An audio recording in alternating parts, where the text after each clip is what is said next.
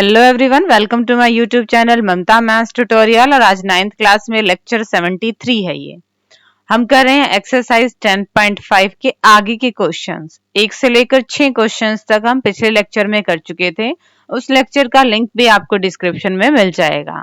Question number 7 देखिए। अब if diagonals of a cyclic quadrilateral are diameters of the circle through the vertices of the quadrilateral, then prove that it is a rectangle।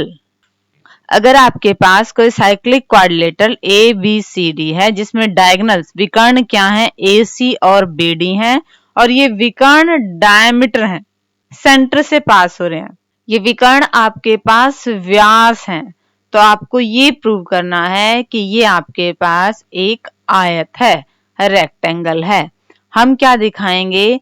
हम दिखाएंगे कि इस quadrilateral में जो diagonals हैं वो इक्वल हैं और एक दूसरे को बाइसेक्ट करते हैं, समद्विभाजित करते हैं। अगर हम ये दो चीजें दिखा देंगे, then we can say that ABCD is a rectangle, कि ABCD क्या है? एक आयत है। तो हमें दो चीजें दिखानी है। क्या? एक तो यह डायगोनल आपके पास इक्वल है और एक इनको बाइसेक्ट करते हैं, समद्विभाजित करते हैं। ठीक है, देखिए कैसे प्रूव करेंगे।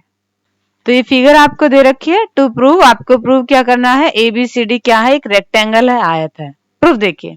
अब हमें पता है OA किसके बराबर है? OB के। OB किसके बराबर है? OC के। OC किसके बराबर है? OD के। क्योंकि ये तो सारे आपके पास क्या है? रेडियस है। ये डायगोनल है और ये इसका सेंटर है, मतलब ये आपके पास रेडियस है, सारी त्रिज्याएं हैं। और हम क्या कह सकते हैं कि OA, ये जो रेडियस है, ये पूरे डायमीटर की हाफ है। बिल्कुल कह सकते हैं हम। OA और OC क्या है? पूरे AC के हाफ है। OB और OD क्या है? पूरे BD के हाफ है। यहां से आपके पास क्या आ गया? हमें पता है OA बराबर है OB। OA को हम लिख सकते हैं हाफ ऑफ AC, OB को हम लिख सकते हैं हाफ ऑफ BD। यहां से आपके पास क्या आ गया? AC बराबर है BD। डायगोनल्स हमने क्या दिखा दिए? इक्वल दिखा दिए। और क्या डायगोनल बाइसेक्ट कर रहे हैं? बिल्कुल बाइसेक्ट कर रहे हैं। OA OC के बराबर है और OB OD के बराबर है, क्योंकि डायगोनल बाइसेक्ट कर रहे हैं और डायगोनल्स इक्वल भी हैं। सो ये आपके पास क्या आ गई? रेक्टेंगल आ गई, आयत आ गई। ठीक है, क्वेश्चन नंबर 8 में देखते हैं क्या पूछ रखा है। Question number 8, if the non parallel side of a trapezium are equal, then prove that it is a cyclic। अगर किसी समलंब में, समलंब ऐसी ही फिगर होती है, असमांतर भुजाएं, भाई दो लाइंस तो इसमें पैरेलल होती हैं और दो इसमें पैरेलल होती नहीं है, दो समांतर होती हैं और दो असमांतर होती हैं। कंडीशन क्या है कि जो असमांतर भुजाएं हैं ये बराबर हैं। अब आपने सिद्ध करना है कि ये चक्रीय है, मतलब यहाँ पे क्या है? एक सर्कल है। ABC और D, ये चारों पॉइंट एक सर्कल पे हैं। हमें गिवन क्या दिया हुआ है? AB पैरेलल है CD के, बिल्कुल पैरेलल है। AD बराबर है BC के, बिल्कुल दिया हुआ है। टू प्रूव हमें सिद्ध क्या करना है? ये साइक्लिक है।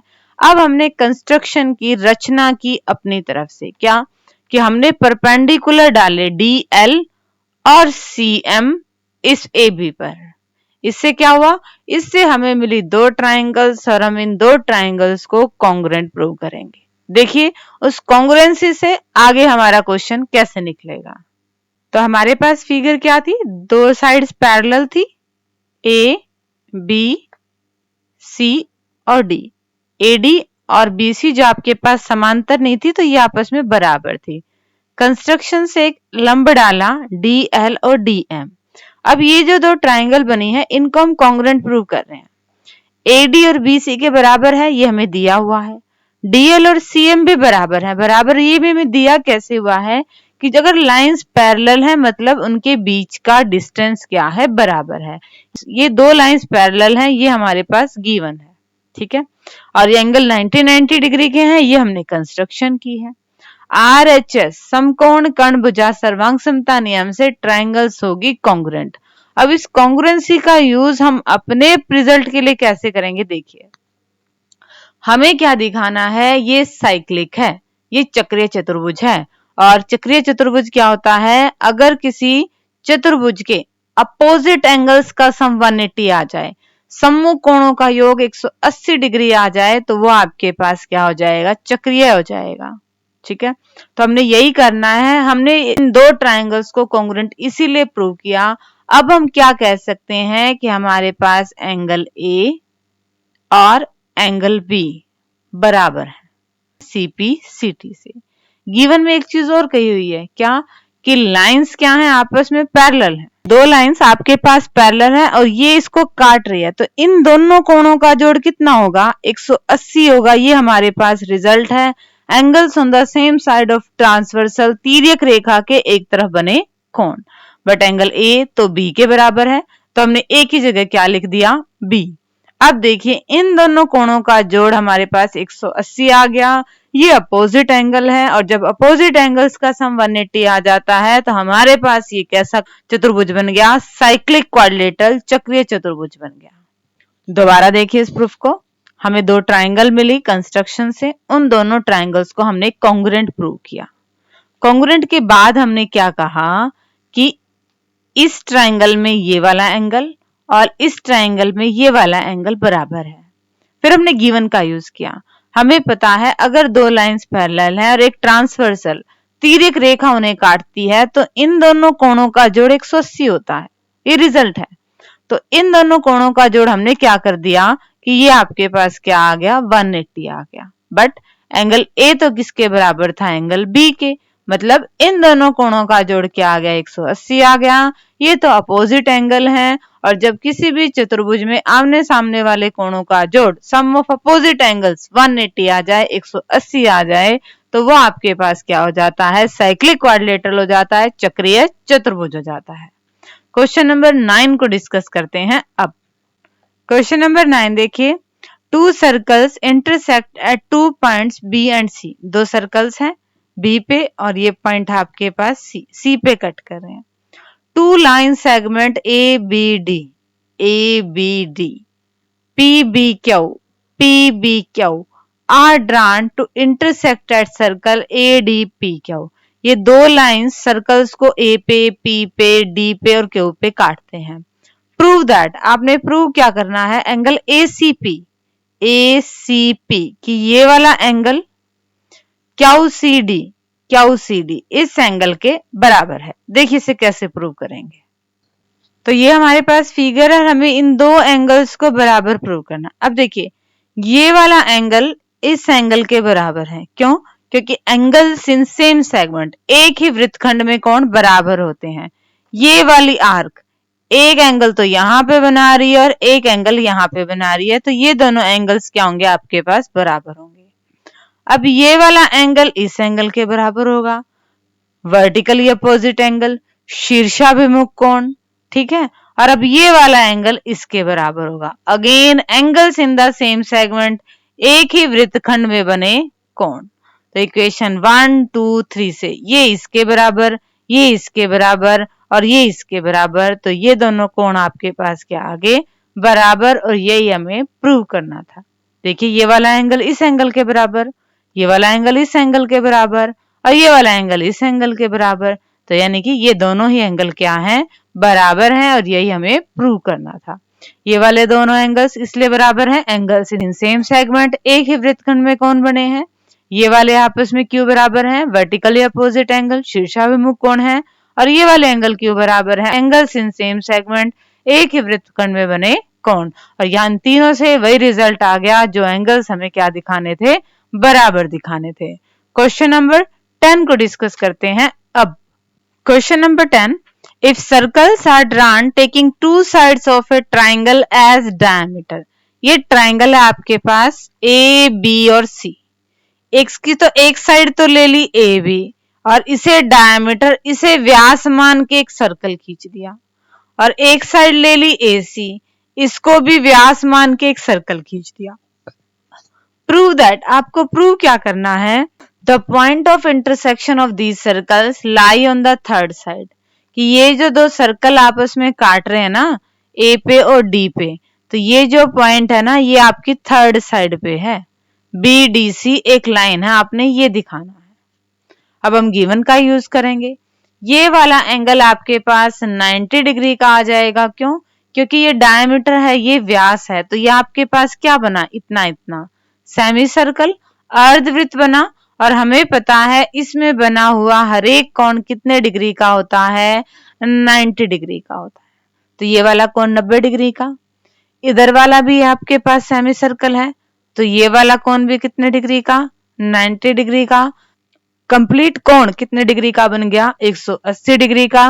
मतलब BDC एक लाइन है, और लाइन है तो D किस पे है, BC पर ही स्थित है।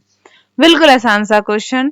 हमें व्यास दे रखा था, मतलब हमें सेमी सर्कल अर्धवृत्त बने, और इनमें बनाया हुआ प्रत्येक कोण कितने डिग्री का होता है, 90 डिग्री का होता है, राइट एंगल होता है। तो ये कंप्लीट कोण आपके पास 180 डिग्री का हो गया। और जैसे ही 180 डिग्री का हो गया, हम क्या कह सकते हैं कि ये लाइन सीधी एक लाइन है, और ये सीधी एक लाइन है तो D पॉइंट BC लाइन पर है। क्वेश्चन नंबर 11 देखते हैं उसमें क्या पूछ रखा है।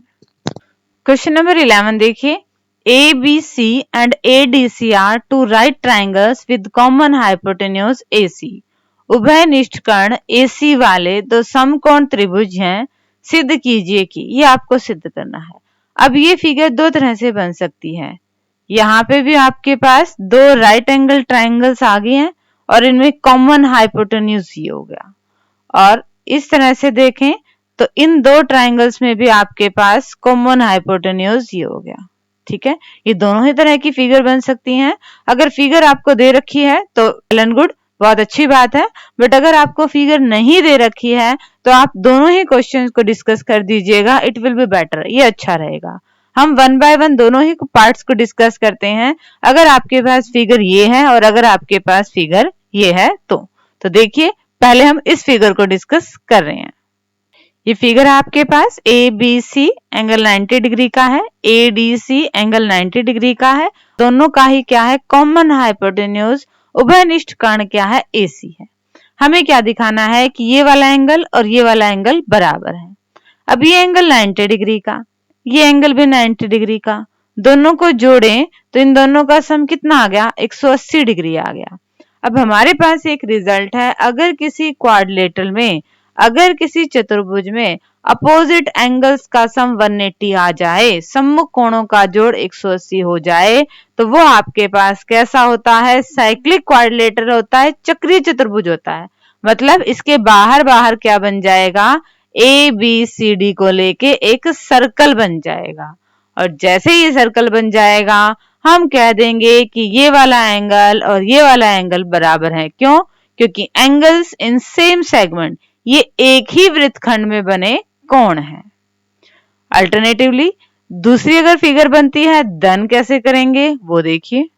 अगर आपके पास फिगर ये है तो ABC एंगल 90 का, ADC एंगल 90 का, उभयनिष्ठ कर्ण कॉमन हाइपोटेन्यूज क्या हो गया, AC का। ये हमें गिवन है 90 का, ये हमें गिवन है 90 का। If we draw a circle with AC as diameter, अगर हम एक सर्कल ड्रा करें AC को डायमीटर व्यास मान के, this circle will definitely pass through B and D। तो ऑब्वियसली ये सर्कल किससे पास होगा, B से और D से पास होगा ही होगा। और जैसे ही ये सर्कल बन जाएगा, हम क्या कह देंगे कि ये दोनों एंगल्स क्या हैं, इक्वल हैं। Angles in same segment are equal. एक ही वृत्तखंड में बने कोण क्या होते हैं, बराबर होते हैं। और अब देखते हैं आज के लेक्चर का last sum. Question number 12, prove that a cyclic parallelogram is a rectangle. कि एक चक्रीय चतुर्भुज भी है और समांतर चतुर्भुज भी है। ये आपके पास क्या होता है, आयत होता है। अब हमने क्या करना है, आयत में क्या होती है, अपोजिट साइड्स इक्वल होती हैं। समांतर चतुर्भुज में भी यही होता है, अपोजिट साइड्स आपके पास इक्वल होती हैं। आयत और समांतर चतुर्भुज, रेक्टेंगल और पैरेललोग्राम में यही फर्क है कि आयत में क्या होते हैं, एंगल्स 90 डिग्री के होते हैं।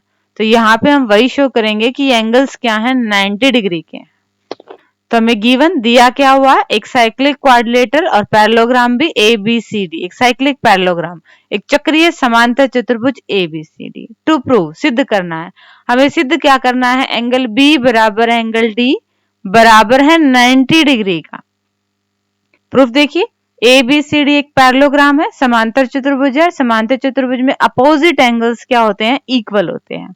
अब साइक्लिक चक्रीय भी दे रखा है तो इसका रिजल्ट भी यूज करते हैं। अपोजिट एंगल्स का सम भी कितना होता है? 180 होता है। ये कितना होता है? 180। अभी आपस में बराबर भी हैं तो एक की जगह दूसरे को लिख दे। यहां से क्या आ जाएगा? 2 times angle B 180। Angle B कितने डिग्री का आ गया? 90 डिग्री का। अगर ये 90 का है तो ये भी कितने का आएगा? 90 का। और इस तरह से चारों एंगल आपके पास कितने डिग्री के आ जाएंगे? 90 डिग्री के आ जाएंगे। और ये आपके पास क्या हो जाएगी? एक आयत हो जाएगी, रेक्टेंगल हो जाएगी। दोबारा देखिए, हमें क्या दिखाना था कि अपोजिट एंगल्स कितने कितने डिग्री के हैं? 90 डिग्री के हैं।